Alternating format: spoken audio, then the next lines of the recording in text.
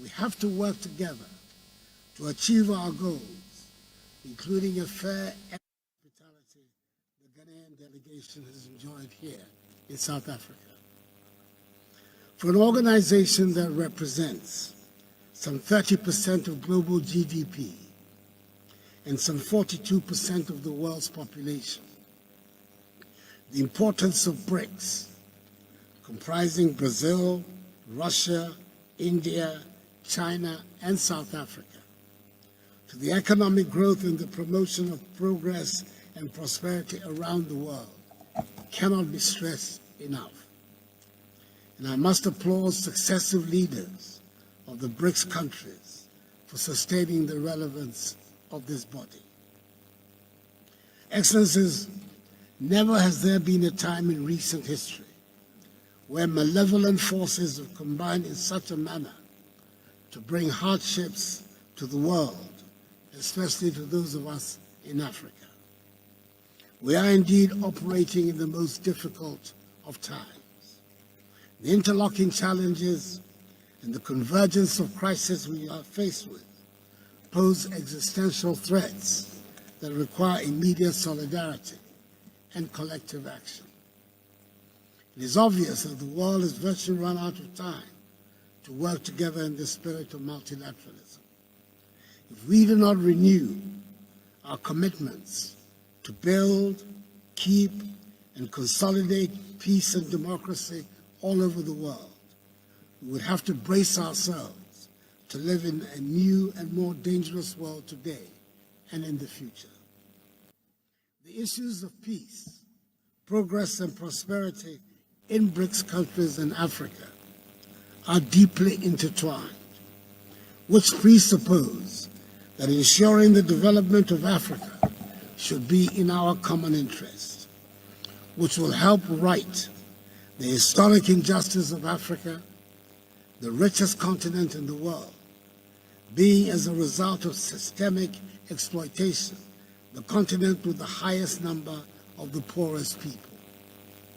Africa, I need reminding you, has 1.3 billion inhabitants, nearly 18% of the world's population, and in 2050 will be 2.5 billion, meaning that 1 out of every 4 persons in the world will be African.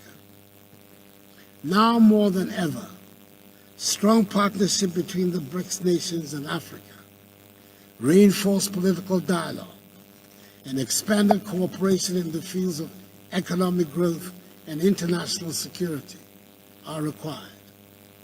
We have to work together to achieve our goals, including a fair, equitable process of energy transition, which recognizes that the entire African continent is responsible for less than 4% of global emissions, and which safeguards the prospects of Africa's development.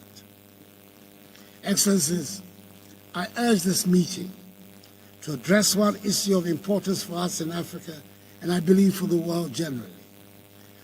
That is the urgent necessity for the reform of the United Nations, especially of the composition and structure of its Security Council. The contemporary world has moved on significantly from the post-1945 world, which gave rise to the birth of the United Nations and the makeup of the Security Council.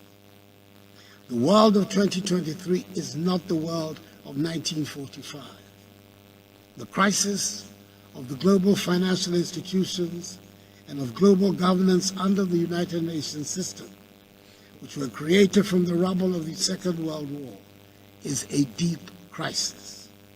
It will continue until a fair system is put in place, a system that reflects the new balances, no longer based on who won or lost the Second World War, but on the major contemporary and future balances. I believe strongly that despite its numerous challenges, Africa is on the cusp of building a great new civilization, which will unleash the considerable energies and huge potential of the African peoples, so that we will make our own unique contribution to the growth of world civilization.